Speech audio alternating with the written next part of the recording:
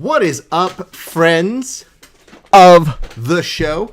Hope you're doing well. My name is Rafa Sparza, your friendly neighborhood BJJ podcaster. We are having an excellent afternoon here. We are watching the UFC in front of us right now. That is UFC Vegas 18. I had to look this one up because, frankly, I kind of forgot where we were in terms of the numbers. Gets a little confusing. Right now, we see two gents, Timur Valiev and Martin Day. It's been an interesting contest. We're in the third round of that. A couple quick little considerations. One, first and foremost, thank you to you.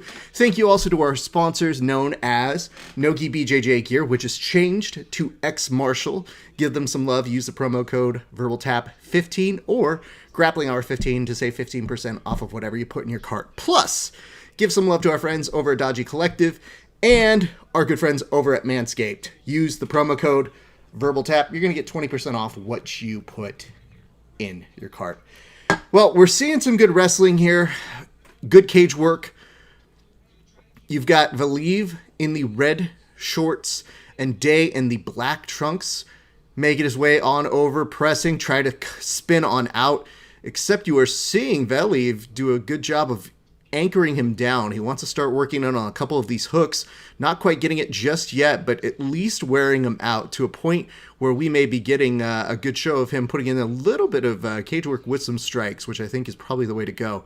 Though to his credit, Day tripoding nicely, almost all the way back up to his feet completely, up against the cage, using it, and Valiev changes his level down slightly, goes to try and dump him over, does not get it there.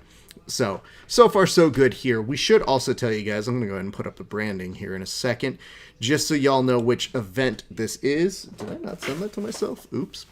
Anyway, I'm here to take your questions. Feel free to hit me with your questions, comments, concerns, hints, allegations, all of that good stuff, because we're going to be here for a while, you guys. This is the beginning of a long night of fights, which, by the way, ended up losing one of the fights, if you can believe that or not. I haven't figured out why. I wasn't told that it was necessarily COVID, but it's my suspicion on this particular juncture, it actually has nothing to do with COVID and more to do with the health implications of a weight cut. And we do see Valiev working to get him down. He, for a split second, looked like he had an almost had an arm triangle that he could have been working here, but instead just pressure and pressure and pressure, now almost working towards the mount. I mean, there are some submissions that are in this position if he really wants to take them. So again, good show on his part in this round. But yes, feel free to chat with us in the comment section. I'll be joining with you guys all evening. So happy to have you here. Nope, we're not watching CJJ Worlds. That is not the event we're here to watch. We're here to watch a completely different event. This thing is out of whack. Anyway, Valiev doing an excellent job continuously. A few things that we want to point out. In case you guys haven't caught up this week, we took arms with one Stephen A. Smith on the flagship Verbal Tap show. Hopefully you guys have heard some of his comments so that you could barf in your mouth a little bit and then work from there. That's just the way that things work. Of course, we, like the rest of you, are used to Stephen A. Smith's idiotness when it comes to our sport. This is a particularly dicey situation to have somebody who is so not respected in the realm of MMA finding his way into it and still being able to comment for whatever reason. The gents make it to the end of the fight. They give a nice hug to one another, and it looks like we're going to be awaiting a decision. As we await the decision, we'll be giving you the banner here in just a second. We're going to go and bring that over this way. It is a pleasure to join you guys today. It's been a while.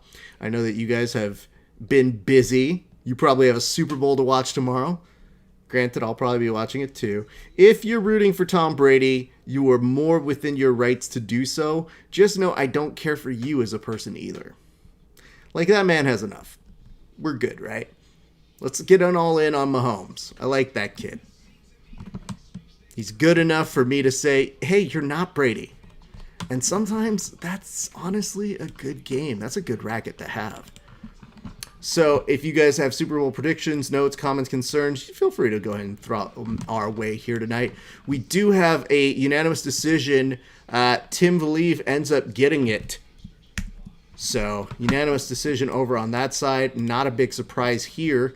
Hopefully you guys were voting that the same way. There we go. There's our branding. Wabam. Woo! 30-25s across the board. Not a fun day at the office. Anyway, that's what I got for you guys. My name's Rafa Sparza. We have more to do tonight. I'm going to also go ahead and highlight a couple things that we did do this week. One of the things that we did get the opportunity to talk to was we talked with friends John Kalstein and Chris Pegluca, as well as Brianna St. Marie. So those were great interviews. You guys can go check those out on our library. But for right now, we're actually going to take a moment, and we're going to have a friend joining us. But whenever he joins us, we have to take a moment and go and put his branding on first. So we'll bring him on in just a second, but we'll see you back in just a moment. Better have my money. Bitch better have my money. Pay me what you owe me. Bitch better have my money. Ladies and gentlemen, please welcome back to the show our good friend. Oh my God, who is this? Hold on. Yeah. I thought that I knew who we were bringing on here. Dan, is that you? Yeah, man. I guess this kind of works in my favor because for people who were tuning in about 2 weeks ago, that those picks didn't go so well. But that guy with the mustache, like, he was off. Like this guy today, he's on, and so it's a fresh start. It's that's a good cover. Now I know how you get out of some of your gambling debts. Now that I think about it, so. It's like to quote the undefeated champion Chael Sonnen. You're like, hey, I think that guy was. I'm pretty sure that guy was Hispanic. Like that wasn't me. As an actual Hispanic person, the amount of laughter that came out of my mouth when I heard him say, I think that was a Hispanic person, was both like, Chael, you should not be the person saying this, but it is really fucking funny. Dan, well, I'm very happy that you're back. Are you doing okay? Are things going okay? Because when they see you without the mustache, they just wonder, who did this to you? Who hurt you? Yeah, I guess it's like kind of like the culmination of all like the quarantine frustration and not being able to get a haircut, and then like you try and eat soup and it's all over your fucking face, and then it's like all this stuff just piles up, and then one day you're just like, fuck it, man, I gotta get rid of this thing and I'll start over and we'll go from there. See, I do the exact opposite of all of that. And I only get a little self-conscious when I'm around people, like, say, yesterday, and somebody goes, oh, hey, nice beard. And I go, oh, that means it's in a bad shape. Okay.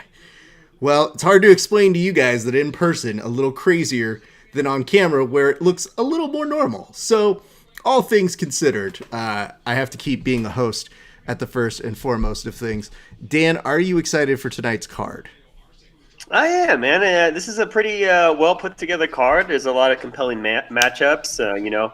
Obviously the title implications with the main event are pretty exciting, and it would be really interesting if Overeem happens to win this fight and goes on to a title shot. It'd be amazing to see what happens with his career. I feel like I've been watching Overeem since I was in high school, when we used to pool our money together and order the Pride Fighting Championship, and he was like half the size that he is now currently. He's like this big, lanky kickboxer who'd walk out with this giant fucking sledgehammer. So yeah, man, it's a pretty compelling story. I'm excited to see how it ends. The timepiece that is Twitter, when it puts a photo of the 4 different Reams we've seen throughout the years, I have no problem with that. I do have some issue trying to explain to my brain an orange gi with a giant oversized hammer and then Ream of the 2000s. And somehow my brain goes, no, I think we deleted all of these photos that are stored up here.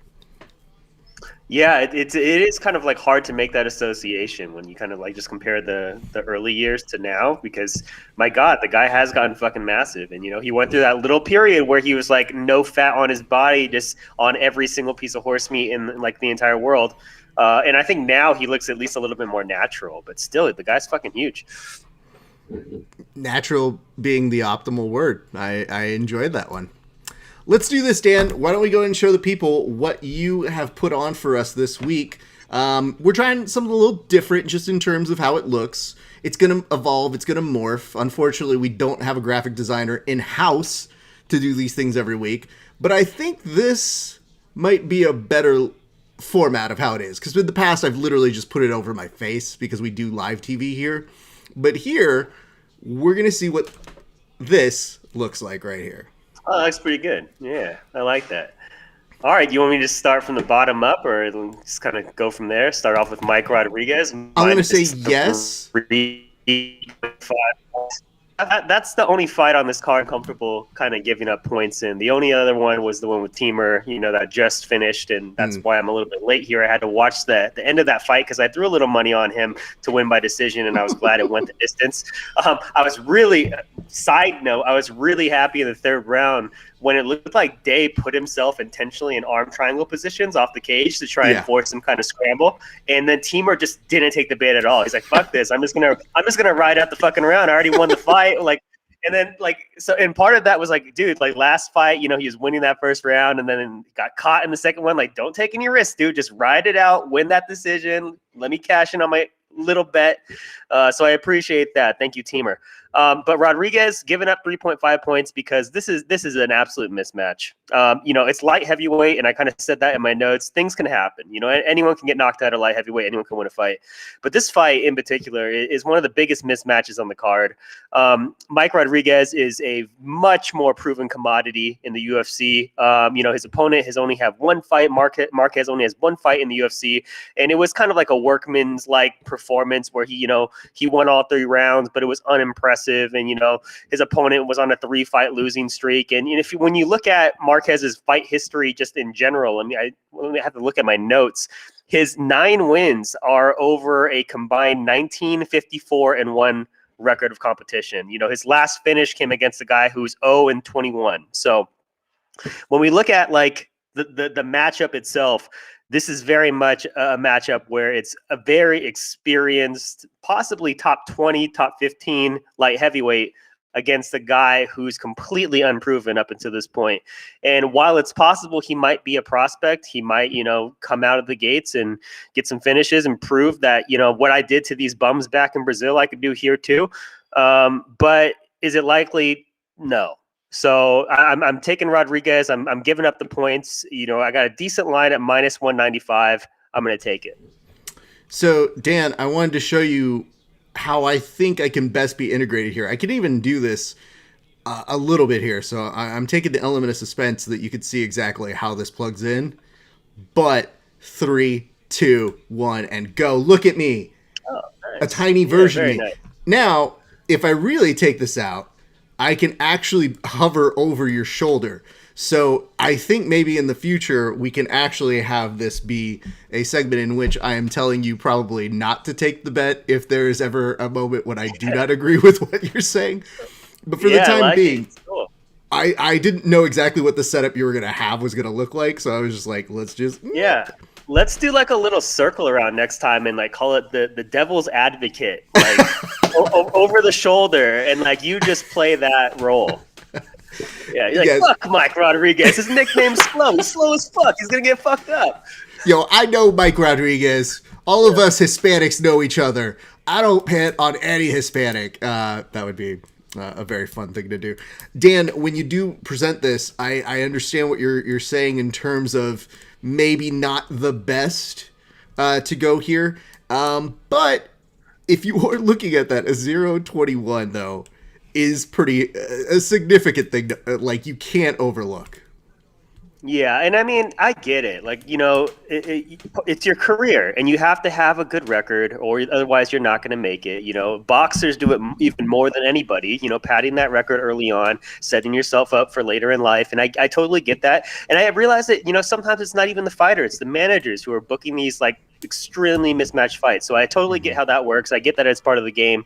But when you look at that, you can't ignore it. You can't ignore that one guy has fought, world-class competition, and the other guy has fought guys who just got off the couch, So, he might be legit, but we don't know that yet. And right now he's not. Well, let's continue on. I'm going to actually go ahead and take you back to your solo. Let's go up 1-1 Fiera. Yeah, man, this is a rematch, and usually in rematches it's difficult to take the guy who lost the first fight, but I think Carlos has improved quite a bit. I really like Benny too. I like Dairush a lot.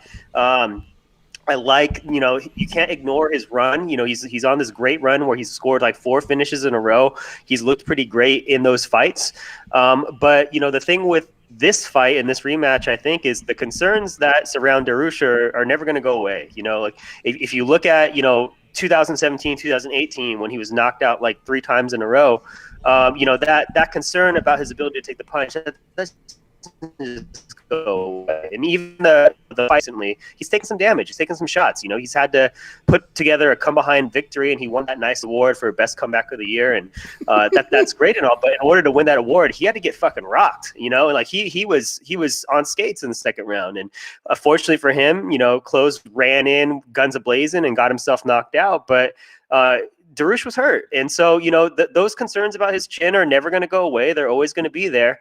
And when I look at this fight and I look at the original fight 7 years ago, I think Ferreira was pretty complacent off his back. He threw up a couple of sub attempts, but he mostly was okay with slowly losing the fight. And I don't know if that was just a mental block or something going on there, or a lack of coaching. But hopefully, I'm hoping that he realizes this is a mistake from 7 years ago. He's not going to make it again. And I think that this is going to be a little bit more closely matched on the feet now, because I think both of these have kind of improved their stand up. Since both of them usually look for takedowns and mix things up, I think that we might have a situation where they kind of cancel each other out. This might be one of those things where we watch 2 jiu-jitsu black belts have a kickboxing match for 15 minutes because they kind of cancel each other out on the ground in those exchanges. So if we go that route, if this fight does stay standing up for an extended period of time over the course of 15 minutes, I think you have to kind of like Carlos as a little bit of a favorite in that fight. Let me ask this, because I now realize that all the technology in the world has just been usurped by your dog. Because your dog is literally doing the exact same thing that I work so hard to do. Oh, their shoulder. Look at this. What is your dog's name, sir, if you don't mind us asking? The dog is Indy. And I guess if you're going to be the devil's advocate shoulder, then she could be the shoulder that agrees with me and just barks enthusiastic agreement. I don't disagree with this pick at all, but I just feel it's, you know what it is? I don't even want to come on to disagree with your pick. I want to come on to just be like, hey, man, yo, we like Beneil, though. And like, damn. Yeah, I love Benny. Yeah, he's got a great story, and his finishes have looked so good. And I talk about this with some of my friends who we're in group chats, and we talk about bets and stuff. I'm like, you never bet on the person you like. It doesn't matter how much you like somebody. You bet on who you think is going to make you money. And if it's a close fight, it's a coin flip of a fight. You got to pick a side. Pick the side that you think is most likely. And yeah, we'll see. And if I'm wrong, I'm wrong. Congrats to Benny. Good for him. But I lean Carlos, and at the odds minus 115 being so close, scorecards, no action. I think I got to take that. I got to take that bet. Additionally, Dan, going over that, there is a part of me that when they do hand you the best comeback award, there's a clip going around of him. It's very nice. I do like that a lot. There is a part of me, because I know how I take compliments, that if they handed me a, hey, ref, here's the best comeback award, I'd take it ironically, and I'd be like, oh, okay. Yeah, real nice. Yeah, no, thanks. Appreciate it. I guess you're saying, way to get the shit kicked out of you and barely win. Cool. Thanks, everybody. Yeah, I would have been satisfied if you just gave me a fucking bonus. Just like, thanks for the glass trophy. While I fucking struggle with my chronic brain injury, thanks for the fucking glass trophy. Give me a bonus. Pay me.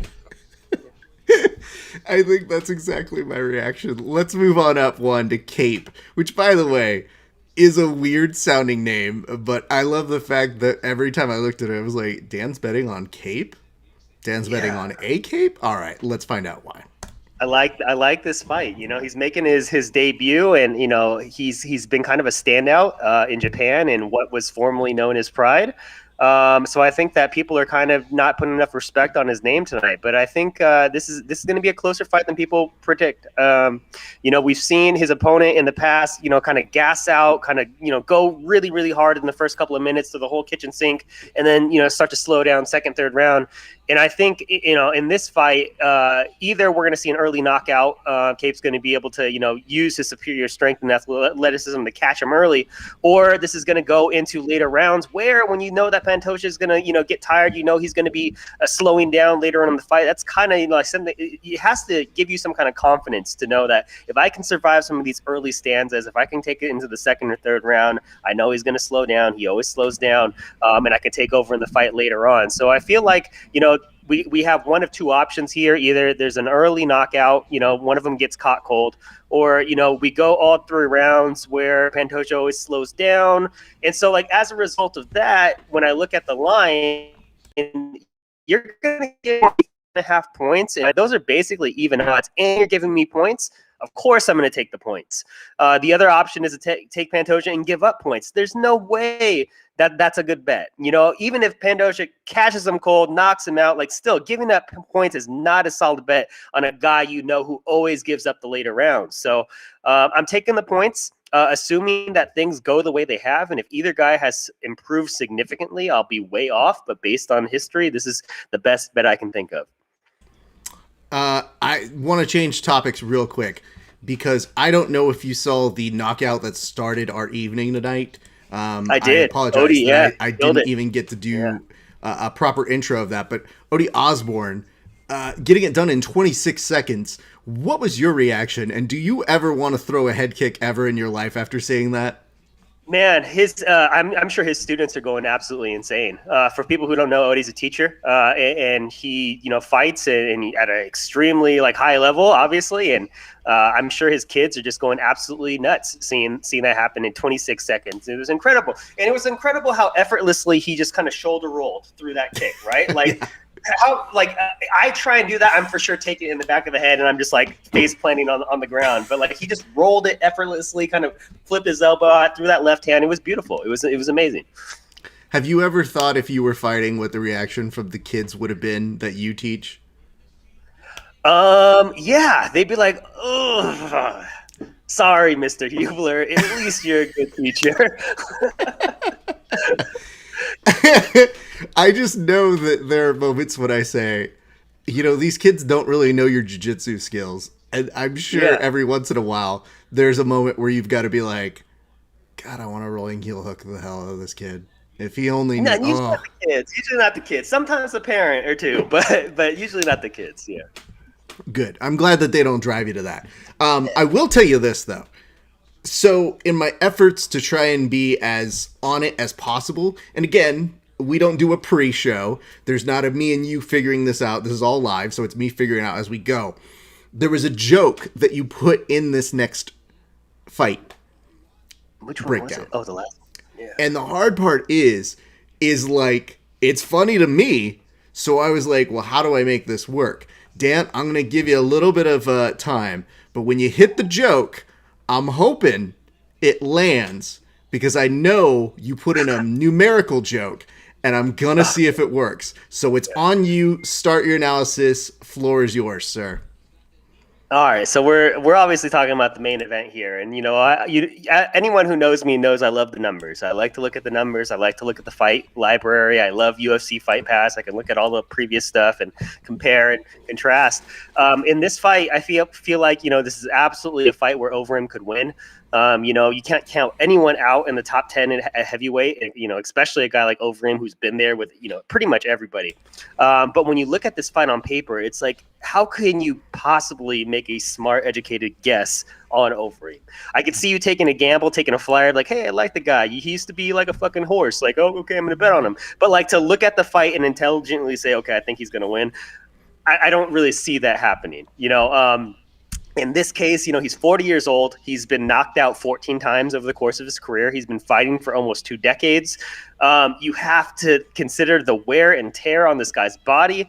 And, I think in his most recent fights, he's done a really good job of mixing grappling in so we don't have those prolonged striking exchanges that have seen him get knocked out in the past. So that's been really great for the longevity of his career. But the issues with his chin, they still exist. With Sakai, with, a lot of these wins, he had to come back from a terrible first or second round, even against Harris. Harris had a pretty compelling round against him in the first round. And so his ability to bounce back and mix in these grappling exchanges, I think, have kind of saved his chin a little bit and saved his career up until this point. But he's still a heavyweight at 40 years old, and he's still fighting these guys who are 265 pounds in their 20s. And, a guy can only do it so long. And so when I look at this fight, I think, this is a fight where Volkov's going to use his jab. He's going to use his range effectively, like he should. Hopefully, as long as he doesn't pull the same mistake he pulled against Derek Lewis, this is his fight to lose. I think it's going to take place largely at range. I think he's going to use his jab and kind of keep things moving the entire time. And Overeem's best shot is to kind of keep it mixed up, take him down if he can, and kind of implement that game. I know Alistair Overeem is always dangerous on the feet, but I do think at this point in his career, at this point in his age, he does mix. He can go a full 25 standing up. I just don't think he can do it anymore. When I looked at the stats, the numbers kind of speak for themselves. We look at strikes per minute. Overeem only lands about 3.7, whereas Volkov lands about 4.76. So he's landing more. He's probably going to be a little bit more accurate in this fight because he does have the size advantage. He can keep Overeem back in that range. And doing so also kind of eliminates Overeem's ability to mix in takedowns. Now, if Overeem does get into the clinch, where he is really good, he does mix up takedowns and trips very well. So if Volkov gets himself in that kind of situation, we can see things go very quickly downhill. But when we look at the takedown averages, Overeem's takedown average is not that much higher than Volkov's. Overeem's at 1.44 and Volkov is at 0.69, which is nice. It was a long road there, but I knew the payoff would go if we had the visual. Because the worst part was, if you just say 0.69 and there's not an actual visualization, you just sound like a creep. And the fact that you shaved your mustache, now super creep. So I'm glad we worked hard for this one. Dan, can I ask you very, very politely here? Did you do this math yourself? Was this your math? Where did this math actually come from? I did not do this math. This math actually comes directly from UFCstats.com. UFCstats.com has tons of numbers already run for you that you don't have to run yourself. If you like to bet on fights, I encourage you to at least take a look at the UFC stats before you make an informed decision. But one thing I would like to point out is UFC stats literally only includes UFC stats. So if your fighter has fought in other organizations, it would not include any of that, and therefore you're not going to get the best sample size. So it works best for fighters who have been in the UFC for a very long time. People who are making their debuts, not so much. I feel this is important information for a number of reasons. Number one, I think people, not me, but people who watch this might just assume, well, you did those stats yourself because, but I wouldn't think that. I wouldn't suggest that, Dan. I'm just saying some people might, especially the bots that come in and visit us every once in a while. And number two, that's an interesting factoid that they're so, they don't have a sister site where they run the full stats. They literally just keep it to the UFC. It's all UFC, and I'm sure it's probably like a server issue or something like that. Maintaining so much data, you can only do so much because it is a pretty bare bones website, but it's very useful. Okay, that is very helpful. I'm glad to hear that because, man, when you came at me with these stats, all I could think of was I was just like, holy shit! I always just do quick estimates in my head. And I feel like the one thing whenever they made us do those multiplication tables when we were in school was that I always go, you know what this has done? It's doing very little for me other than just telling me how to gamble quickly as a child. And I thank them for that because I feel like that was the most beneficial math that I could have had. Having said that, though. I mean, gambling math isn't super complicated. It's like this more than that, bet that. It's not like you can be a fucking caveman and still use MMA math, and that's why MMA math doesn't always work. Sometimes the guy who lands more punches in a round gets fucking sparked in the first 10 minutes or 10 seconds. So MMA math is fun. It's nice to make an informed decision, but at the end of the day, sometimes it doesn't fucking matter. I guess I'll ask this: looking at Volkov and the fact that you are going financially for him, and you did preface this by saying you'd like to see the man, the Reem, come through with the win. How likely is that, though? I would put it at, if they fought 10 times, I could see Overeem taking it maybe twice, maybe three, possibly three times. But I feel like, in most scenarios, Volkov has a pretty significant advantage here. The one thing I would be worried about is if they spend extended amounts of time and they clinch up against the cage, Overeem could absolutely mix in some great trips and rack up time. I think Overeem is one of the guys who's best at racking up time on the ground. We saw it against Sakai, like once he gets you down and you're in that half guard position and he has that leg ride, you're there for the whole fucking round and you're going to eat some fucking shots the entire time and he's going to bank that round against you. So I feel like that's the one scenario where I could see Overeem taking this, but as far as like the reach and the size advantage and the youth and all these other factors, if Volkov lets him do that, like that's just poor planning. I feel like, he has all the tools he needs to keep him at range and box him in fight, but We have a question here, or maybe more of a statement, and it says, I think Alistair will win if he is truly driven for one more title run. I hate that shit. Nah, I hate that. I'm gonna stop you right now. I hate that shit, and I hate how much people, how much credit people give to like Will, like he's so fucking motivated and blah blah blah. You mean he wasn't fucking motivated against Francis? Like I guarantee he was fucking motivated. I guarantee he wanted to win that fucking fight. He still got his head taken off, but like motivation only gets you so far, man. Like it could help you work out in the gym and stuff like that, but at the end of the day, it's still a fucking fight. He doesn't care how motivated you are. He doesn't care how much you fucking prayed for this win. He's going to knock you out. So I hate that shit. Fuck that. I laughed at that. I actually was going to respond in a similar way, but okay. I guess that works for us on this show. I guess I would tell you this. People have gotten used to motivated McGregor as a hashtag. And I feel like they thought about that and they said, motivated McGregor will beat this person or this person. He'll beat Khabib. And it's like, well, no, we've seen enough. I think we're good now. Speaking of it, motivated McGregor fans, the motivated McGregor fans, and I will just say I lost money on McGregor. I threw some money on him. I believed him. I thought he would do it. But motivated McGregor fans forget motivated BJ. BJ Penn was the original like motivated fighter. Like, oh, he's working out this time. Look at this video. He's fucking carrying rocks under the ocean and fucking running. And motivated BJ let down so many people over the course of his career, like at different parts of his career. It's the same story. And again, it goes back to motivation only gets you so far. It's a fucking fight. If BJ was really motivated, he wouldn't have gotten any of those DUIs. Yeah, or got knocked out in parking lots. Yeah, it's crazy. Yeah, it's just whatever. It's just things people say. Let's turn from this. I'm going to take us off our fancy setup here and go straight back to this one. Dan, this is an important question for me personally, and I don't know if I asked you this before, but I think it is important to at least kind of take into consideration with recent events. Did you see the betting lines on Askren and Paul? I have not. I've been completely ignoring them because I'm not convinced the fight is going to happen. But I'll take a look at them right now. Do you have them up here?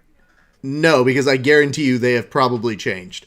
I just remember after the whole Mayweather Paul fight fell through, I'm like, this is just all fucking. They're all selling wolf tickets. I don't know if this fight's going to actually happen or what it is. Ben Askren's only a -105. That's crazy. Wow. So initially, they actually had, I think at the very beginning lines, they had Askren at plus as the underdog. And yeah, he's currently plus, it looks like, but barely, just barely. It's like a coin flip. Well, they put him, I thought, originally at plus 185.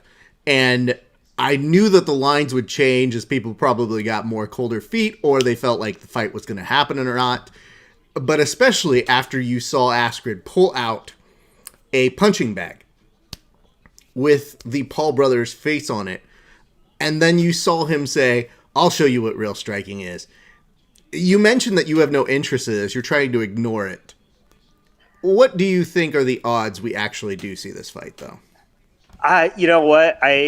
Part of me hopes we see it, and part of me hopes we don't. Because if Ben Askren gets knocked out by Jake or Logan Paul. I don't even know which one it is. If Askren gets knocked out by a Paul brother, it is like it's just like bad for everybody. I feel like it's just bad for the entire world if Askren gets knocked out by a Paul brother. Like, here's this guy who's been a high level athlete his entire life, professional combat sports. Yes, it's not boxing, but his entire life goes up against this guy who's been training boxing for a couple years and gets starched.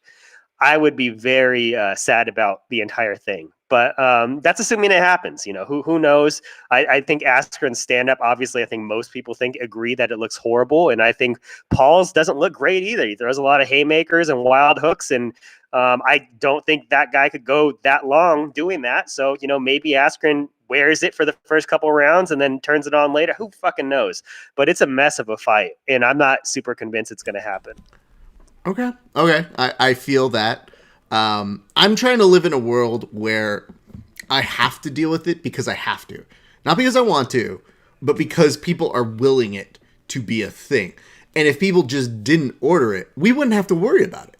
You know, it's a different thing where, okay, Paige Van Zandt is gonna do bare knuckle boxing, and she's not gonna win per se, but she's gonna make probably about $400,000 to her own estimation on a fight like that. Though.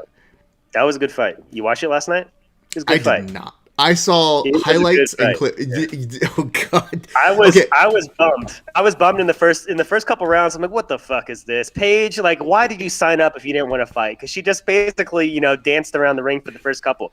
But those last couple rounds, very good. Very good. And Paige turned it on in that fifth round. She almost got a TKO. I think if she, you know, would have had an extra minute on the clock, she probably would have got it. But it was a good fight. I will tell you this. I believe in our day and age of coronavirus where things are still trying to figure out how to put things up and everything seems to take an underground element.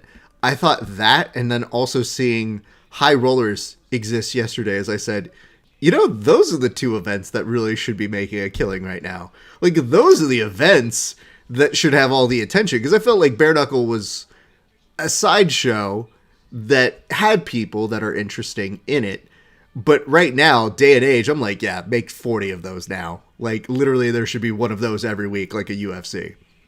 Yeah, and you know, you're always kind of surprised that the fights aren't particularly that much more bloody or gruesome than a UFC fight or an MMA event. They're never that bad. There's always that one where someone gets cut, but there's usually a UFC fight where that happens too. So I don't think it's that much more gruesome than MMA per se.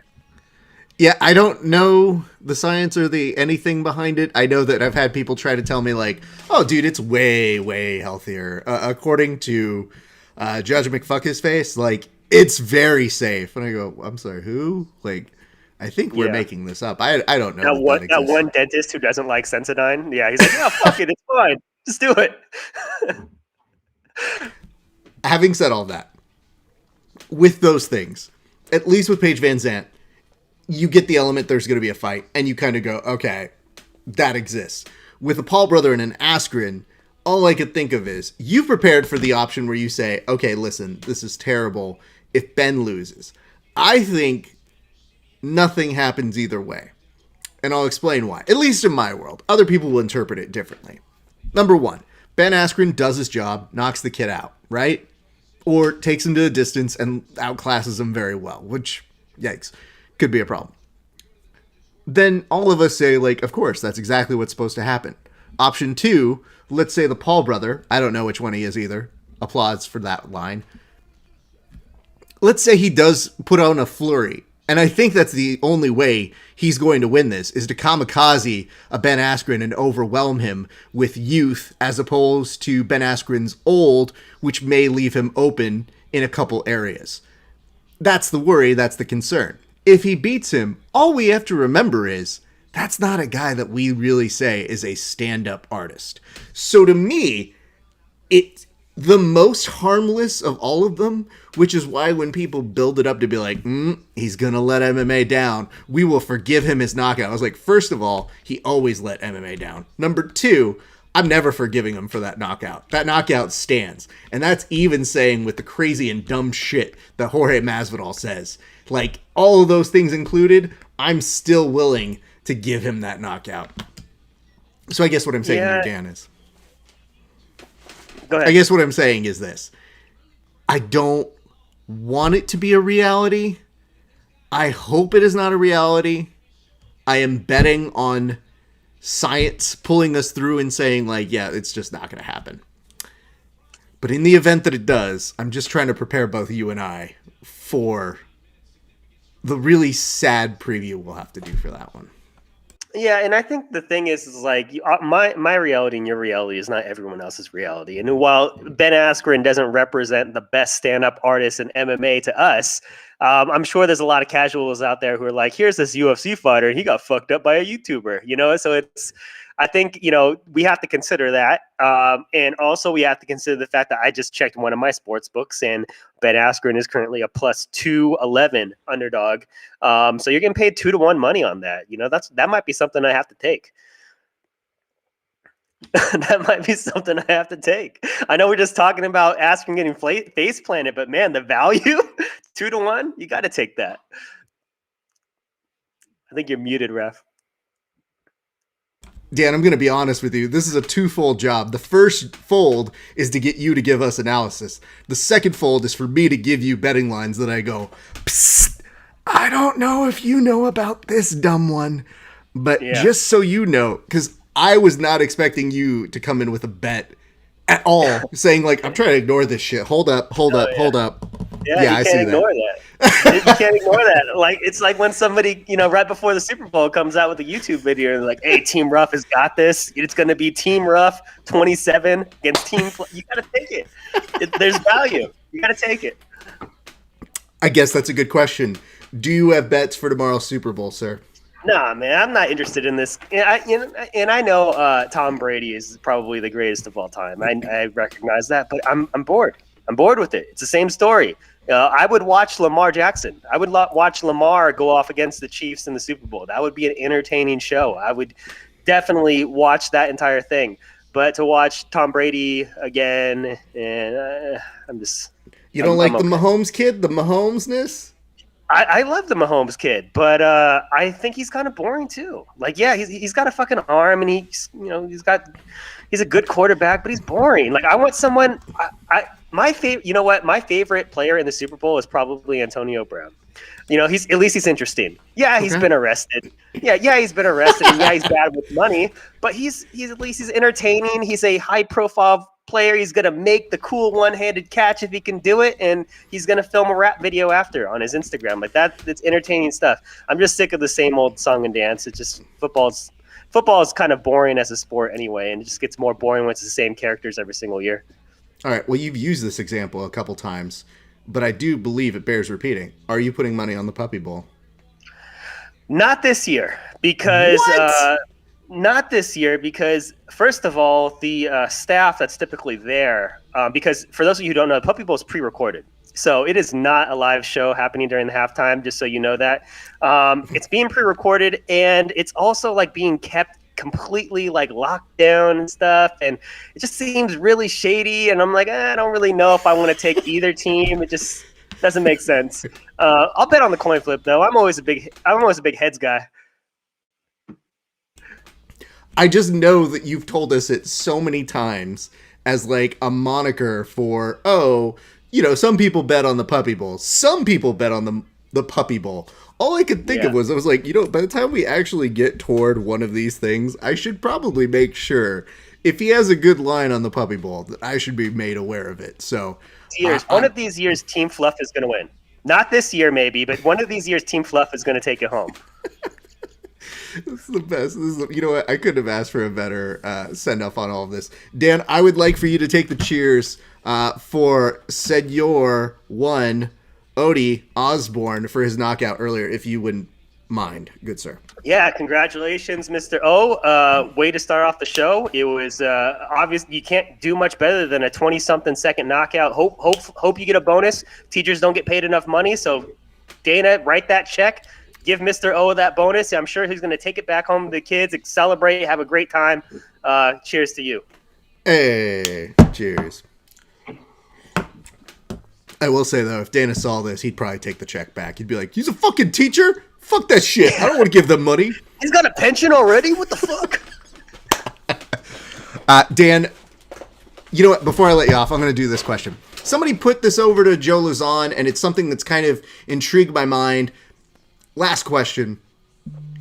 They were talking about the element of that fighters don't get like pension plans or they don't get anything.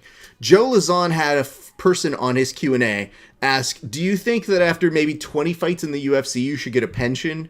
Like, what are your thoughts on something like that? Because I know we're kidding around about a fight bonus, but that just stuck out to me now where I was like, you know, that's not a terrible idea, or at least a starting point to give some of these fighters who have been within this forever, and that, you know, somebody like a Diego Sanchez or a Donald Cerrone who are going to fight each other, and you just think, is this fight just designed to kill one of them so that they don't have to pay anything to them after that anymore?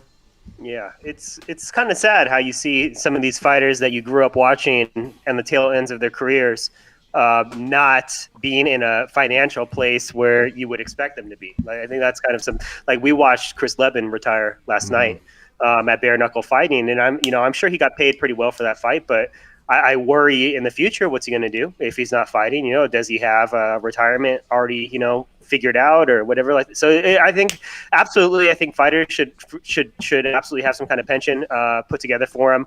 Obviously, that system is not perfect since a lot of these fighters are independent contractors and some of them are one and done in the UFC, stuff like that. But for the guys who have been around for years, the guys who have a lot of fight history with the UFC, absolutely, I think they should be. Something should be tucked away for them. I think we've realize as a society that most human beings can't manage their money. So I feel like something needs to be tucked away for most people. You know, like if I had my access to my retirement right now, I would have lost it all on fucking GameStop already. So sometimes they got to take that away from you. You know, they got to keep it somewhere. There's got to be a carrot tucked away for you somewhere, so you can't ruin your fucking life. Like that's. So I would say that, yeah, absolutely, get those guys a pension. Beautiful. Dan, I appreciate you. I appreciate your time. I hope that tomorrow, maybe, this is the year that Team Fluff gets it done. I know that you may not be a believer, but I feel like after the year that we've had, isn't this the right time to give them the win? Isn't this the time to pull that cord? Yeah, I'm talking out of my ass right now. I'm going to end up throwing $50 on Team Fluff. I do it every year. I meant 100% to give you the Askren one, but I did not mean to push you in on the puppy one. That's a very different thing. I'm already committed. I'm dialed in on that. Yeah. Well, I wish you the best on your bets. I thank you for your time here today, Dan. Ladies and gentlemen, right. Dan Heeler. Take care, guys. Bye. See you, bud. Oh, my God. Bitch better have my money. Now he's gone. I don't have that promo anymore. All right. Well, that was fun. I'm glad that Dan was able to join us. We have so many more fights for you left here tonight. We're going to be going live on our Instagram as well. My thanks to you for joining in. My name is Rafa Esparza. It is a beautiful day thus far in. We've had 3 pretty fun fights. Pretty chill day so far. I am drinking over here if you want to go ahead and cheers along with us. There's a very simple way I can toast you on air just like we do the fighters. It's very simple. All you have to do is give us a like and a share, and we will give you a toast. For example, I'm going to go and do this cheers because I saw there was a share from our good friend, Senor Kevin Bradley. Kevin, thank you so much for giving us a share. Now listen, kid, I know that we give you a lot of mess for being one of the other jiu-jitsu podcasts. That's all right. But we'd like to say you're a good kid. We appreciate you. We hope you're watching still. And if you're not, I didn't mean any of this. So cheers to you.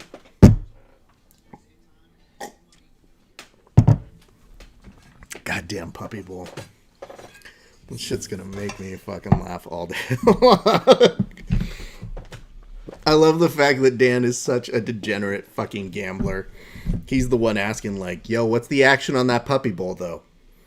I love Team Fluff, though. God damn it. Oh, you cut to the core of me every year, Puppy Bowl. All right, the next fight coming up is going to be Molly McCann versus Laura Prosoprio. Prosoprio? I don't care. Tried to say it out loud on the cold read. Didn't quite have it. So, while we are doing this, we hope that you guys give us a like and a share, give us some hearts, give us whatever you feel, but again, the likes and the shares are the ones that get toast on air. And if I happen to miss you, please tell me in the comment section. I'm more than happy to take you up on it. We have both entrants in the octagon for this next contest. I'm going to switch off this audio, so hopefully it does not bounce back to any of you guys. And then the AirPods are now connected to my, to my iPad. Hopefully you guys are having a good day. It has been wonderful to be your host. It's also even better to be doing these live again. We took a few weeks off. It was kind of nice. My wife got to see me as a person on a Saturday, which was great. Because whenever we do these, she's sometimes like, is this thing over yet? And I have to assure her, no, it really isn't. But tonight looks like a pretty straightforward affair. When the main card comes on, we'll have 6 more fights. We have 3 more for these prelims, and we keep this party going. So, don't go anywhere. Grab a seat, grab a beer, and cheers along with us, fam. Title, UFC Vegas 18 prelims. Well, bam, add title. Nope. And there you are, Jason Herzog. We go in 3, 2, 1.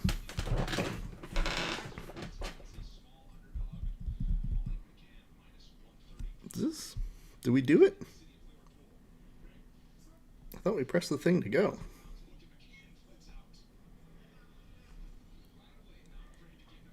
There we go. UFC prelims. Alright, for whatever reason it didn't go. That is very strange. We'll try it one more time. The fight is off. You've got McCann in the red trunks, Precipio in the white. And, ooh, good combinations here already from both of the ladies. A kick that gets caught by McCann. Precipio pushing her up against the cage. McCann returns with one knee in. Let me go ahead and do this. Go to live. Nope.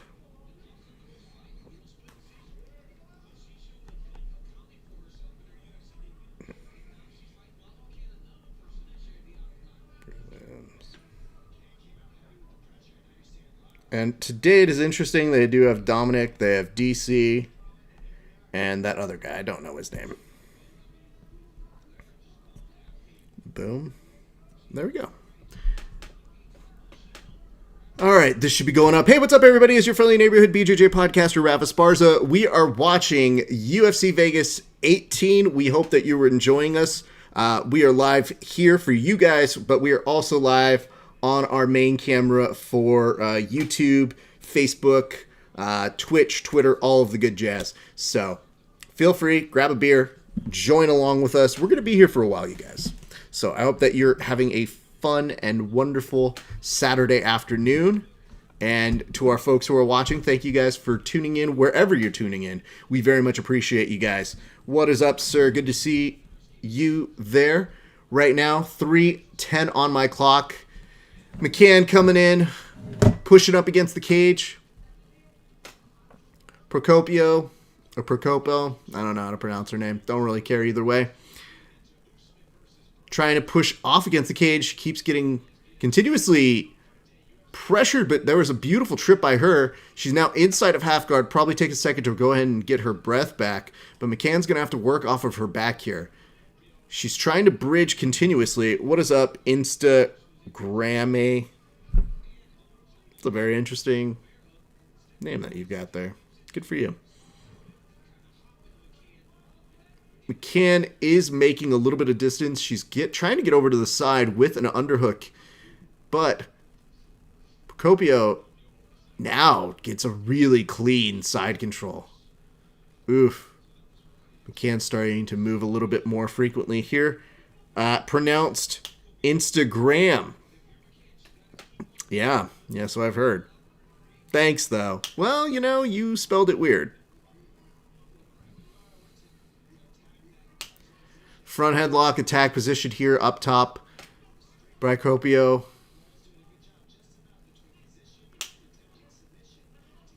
It's not going to be enough to really start working on a Darce here per se, but it is putting a lot of pressure. Oh, here we go. Thanks, though. My parents, bruv, not me. Fair enough. What's up, Marcos? Welcome to the show. G-Baby is here as well. Thanks, you guys. It is a pleasure to see you all. We're having a great day. What is up, Stride16? Alma, thank you, guys. We are in the middle of the prelims at the moment, enjoying ourselves, hopefully having a pretty good day. Maybe better than McCann so far, who is working off against a little bit of pressure here, but she does get over to guard, so good for her. She's trying to slip on out. Procopio. Maybe back standing position and easily moves to side control again, but now gets caught into a little bit of a half guard, almost putting herself in this position. Now has mount. McCann trying some erratic movement here, maybe just to get her off of her, but that's only helping Procopio's movement. She's damn, dude. She could easily take the back here if she really wants to. Alma, hope you're doing it very, very well. It says ground control time has been 2 minutes and 11 seconds thus far for one Laura. So she's putting in pretty good time here. It's going to be a lot of right time. There is an armbar. McCann goes to evasive maneuvers here, and yes, she will not really get submitted by an armbar, but she has taken a few punches straight to the face. Now there's a rear naked choke. There's 4 seconds. That is probably not going to be enough time to get this choke in, but it bodes well for a very strong round for Laura. And that is the beginning of our day thus far in. What is up, Tabex619? You're in the Rey Mysterio Jr. area code. That's what's up. Let me see. Oh, we got a couple more shares. I'll go ahead and do that. So, just so that you guys know what is up, the hot mail. Weird. Just so you guys know how this works, if you give us a like and a share on Facebook, we give you a toast, just like we do the fighters who get finishes within regulation. However, if you give us a whole bunch of hearts here too, what's up, J. David Campbell? We'll occasionally cheers you guys on out. But yeah, the fighters who get finishes within our regulation, we do a full-on toast. And what is up, El Jiu-Jitsu Padre and Abode? So this toast is going out to our friend Megan Johnson. Megan Johnson, a lot of people don't know this. She is the person that actually said, you know how long these stamps should last? Forever. And people were like, why would we make the postage stay forever? And she's like, because the post office is broke, motherfuckers. So let it last forever. Have them buy it in now, and then they can mail this shit whenever it's convenient to them. So to Megan Johnson, we say thank you for making it a real American invention. Well, bam. If you guys want one of those, all you have to do, give us a like and a share on Facebook. That's it. If you give us a whole bunch of hearts, tell me that you did. What is up, B Cruz? I'm seeing a whole bunch of hearts, but I can't tell who does it, so my apologies. I'll give you a variation of that cheers. McCann hangs on at the end. 10-9 Laura. 10-9 Preciprio, no doubter. Grappling dominance mixed with some decent whatever. Alma, great to see you as well. Alma, we love you giving us some cheers. We love you giving us some hearts over on this side. Much appreciate. B Cruz 81, what's up? I don't know, man. Just chilling, looking over here at some great fights today. My cholesterol, I don't know what to say on that one. I'm just pissed because I didn't get to train today. So on days when I don't train, I tend to be a little more testy. So hopefully I do not take that out on you guys, because I love you guys. You guys are all family. You guys are all the people that I get to watch these fights with in a socially distant era, and hopefully make the most of our time together. I guess the question is, B Cruz, what's up with you? How are you? Meanwhile, back in the octagon, we have McCann in familiar territory, still trying to make the best use out of a number of different guards, but finding it very difficult to maintain a sense of control on a very, very, very sneaky Laura. But she is trying an armbar here, and it is slowing Laura down. It could be legit. That arm is stretched, and that cage placement is not great. She is turning the arm, and she does get it back. Now she's going to have to rechamber it, get back up to her knees, and start putting the knee to the butt. This is going to be really important that she takes the step by step to do it. She's over to the side. If you see McCann scoop up underneath that leg. She can start to pump the legs together and then rechamber that armbar. It's one of the trickiest positions to be able to do, but there are a number of jiu-jitsu practitioners who live in this position. She is not out of the woods yet. Even from this weird position here, McCann has a lot of time to work. I guess the question is she able to maintain that position for an extended period of time? And she does look like she is making good on it, but man, Laura waits her time, gets out of it perfectly. Well done. Puts herself almost back into that half guard again. Well done. Well done by both ladies. A very, very patient and a escape and a very, very convincing attempt to make that work. So anyway, what are you guys excited to see here tonight? What's the fight that you're most excited to watch? Tell me in the comment section. Let me know. I want to know what you guys are feeling today. Meanwhile, I think they were suggesting as much on this as to saying when you spend that much time in an armbar, sometimes you burn out your stuff. And it says, Patella's GJ is solid AF. Don't think she'll get caught. I agree, but that was a dicey situation. I didn't love the fact that in that particular moment, you saw McCann at least making one of the best attempts that she's made throughout this entire fight. That knee's getting a little dicey, though. I don't know about that. Cool t-shirt. Thank you very much. It comes from our sponsors. Apparently inspired by yours truly, because I say dumb things like WWE BJJ. You are excited about Perciprios. Thank you. Now I got you, bro. It says Frankie and Sandhagen. I got you. That's a good one. That is going to be a very fun fight. And yeah, that's what I'm seeing over on my side. Meanwhile, Persoprio right back to the cage work. What is up, Johnny Sancho Quiroz? Thank you for adding us this week. I saw you added us. Appreciate you. Hope you enjoy our content. Or just the LOLs or the sassy commentary that we've got. This UFC prelims are trash. Oh, no. Oh, man. Okay. I'll counter with that, though. What about, let's just be real, Odie Osborne. Odie Osborne was not trash. I'm not going to say that was trash. Everything else, it was okay. We're making the most of it, I guess is what we're saying here. Round 2 comes to a close, and I think McCann, despite a very good attempt for an armbar earlier, she's got to do something in this third round. See, Instagram is coming in with the right thing. What about Odie? Odie Osborne had a knockout. Yeah, that knockout was so money, dude. I'll tell you guys like this. What does it take for you to buy a music album, right? For me, it's that album better have 3 good songs, or I'm not buying it. I feel like by that approximation, if I see 1 good knockout on maybe out of 4 fights, that's not a bad batting average. I'll take that. And yeah, we're going to see a little bit of lay and pray on some of these, because fighting be tired. So, I'm just saying. But yes, as your first punch, wish I could, man. However, I would say this. Johnny is somebody who fights, so I'll give him that much.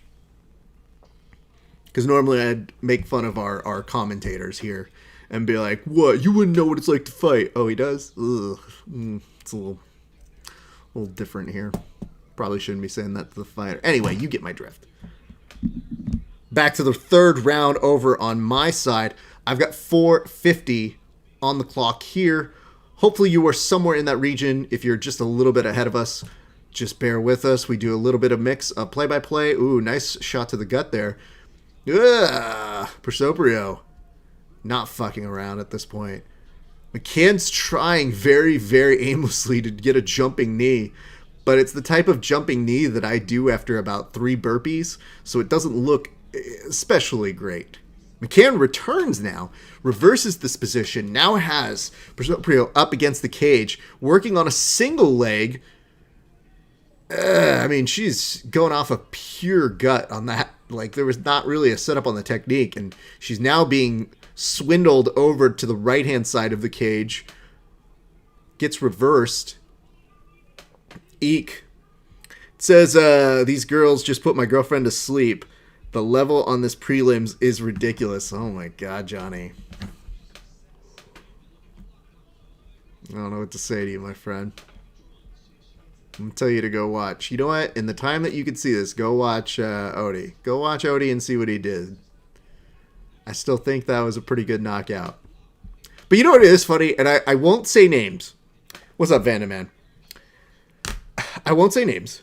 But in the past, when I have gone to cover fights from the big ones to the small ones, and I happen to know some of the other fighters, oh, you better not be trying for a leg lock right now.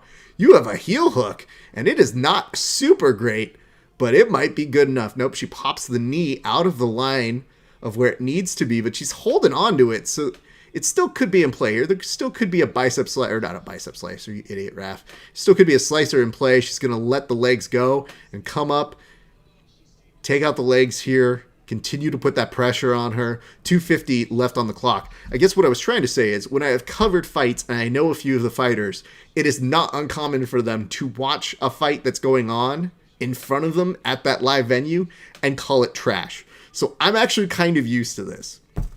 And I always have to remind them, I was like, do you really want to say that this fight is trash around somebody who works vaguely as a press guy? And they're like, I don't care. This fight's trash. So, I've seen it happen before. It's very funny, though. Oh, my goodness. Disconnect here. All right. Hopefully, that keeps the sound going well for you guys. I hope that you are having a fantastic... Do you guys hear me okay over on the Instagram? I know you guys on the main are just fine, but we are seeing the beginnings of what could be a back take here.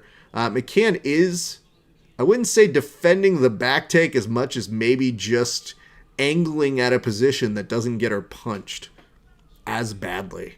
However, Persoprio is still on it. What's up, Strength and Mobility? Is that my good friend and nemesis, Sven? Good to see you, bro. Hey, you know what? I gotta actually compliment my friend Sven here. He runs a great establishment referred to as Strength and Mobility. If you guys are in the area out this way in like Canoga Park, I'd highly recommend you go train there. Now, why can I give him such a glowing review? Well, did you know that yesterday, Sven, in just one class, a wrestling class, basically made me top 60 out of 1,400 people in all of Jiu-Jitsu on the Whoop app. Now, I'll tell you, I'm highly unmotivated, so this is not me doing it, it's Sven. By the end of the day, and having a grappling session into it, actually it was a boxing session, I ended up going all the way up to 7th place out of 1,400 people. So I'm just going to tell you this right now, which is this. Thanks to these people, I am now qualified to make fun of everybody else in the jiu-jitsu world. So, my thanks to them. If you want good workouts like that, that'll keep you on the higher echelon of good fitness, you're going to go to them. And why do I have such amount of time to talk about his establishment? Well, one, it's my show. I can do what I want. And two, more of the same in this fight. Persoprio is essentially, kind of winning here, and she's going to take the back, and we're going to go to a decision. So I guess what I'm saying to you guys is, okay, Johnny's gone. Johnny did not enjoy most of the fights that are going on as a fighter himself. I believe he has also fought for Bellator at a certain point in his life. But the rest of you can appreciate, I'm sure, what Laura has done in this fight, which is make it a convincing decision win in a certain amount of time. So thanks to all of you guys who are watching along right now. As a good reminder, if you guys give us a like and a share, we give you a toast on air. I'm keeping out for all of your notes. TJ Kelly just wrote, I am excited to see All-A-Star, or as we like to say on the show, hey now, you're an All-A-Star over Reem. Yes, that should be very fun. How did you score this one? 30-27? On ones like this, I occasionally throw in a round of like a 10-8. But I think this will be pretty close to a 30-27. If one of them has a 26 in there, not going to be too surprised. That close armbar, though, you're right about that. That armbar, it looked good. Oh, no. Is she taking off the gloves? Oh, no. God damn it. When you take off the gloves like that, it usually does signal that there will be a retirement of some sort, especially that you're not supposed to take it. You're saying 29, 28. Yeah, the armbar was good, but then you saw immediately Laura continue to put it on her and give her a little bit of a walloping for the rest of that round. So I don't think in good faith I can 100% give that to them right there. TJ, I hope you didn't mind us busting your balls a little bit earlier, just in terms of Dan's analysis. That's just what we do here. What's up, Fotis?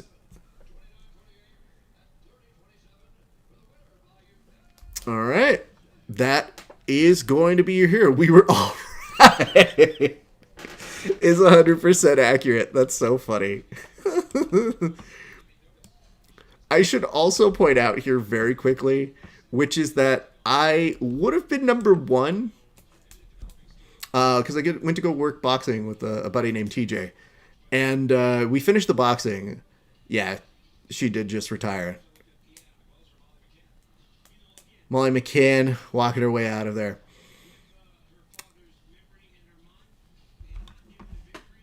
I mean, that's a tough one to do. I'll tell my story in a second here, but anytime somebody takes their gloves off, we always try to give a little bit of respect. We'll do a quick little cheers. Hey, listen, I'll say this, Molly McCann. It wasn't a win. Thank you very much for all of your fights. If that is all going to be in the octagon, cheers to you. Well, bam. All right, here's the story. Yesterday I see, after I work with Sven, that I was up to maybe the top 60 of 1400. And when you're like me, you're just a host. You're not an athlete. I don't get time like these guys all day to just go out there and train. But on this particular day, I had the ability to go do a double session. At the end of my second session, which was boxing session, I asked the guy, I was like, hey man, do you want to do any grappling rounds? Because normally I try to give some advice, if I know of any, for a grappling round with people who I think it could be helpful for. Dude's like, nah. As soon as I leave, I recognize, I was like, this motherfucker is costing me the number one slot. Fuck you, TJ. So I texted him. I was like, yo, I gotta tell all these nerds on that thing that I could have been number one if somebody would have just fessed up and had some grappling rounds. So really, this close. And I'd like to say this as a threat to other grapplers on the Whoop app. Like, I'm going to beat them. But one, this group keeps doubling in size, and that's very difficult to go ahead and overcome. And number two, like, I just want to hit one once so that I can shame everybody in the Whoop community that a host who is in far less better shape than they are is going to beat them. So that is my note. That is my hope. That is what I'm going to put as a short-term goal. So I don't know when it's going to happen, but at some point I will go ahead and beat those dorks. So yes, cheers indeed, Strength and Mobility. Cheers indeed, Sandy Ferner. Cheers indeed, Jit's mom. See you guys. Thank you so much here.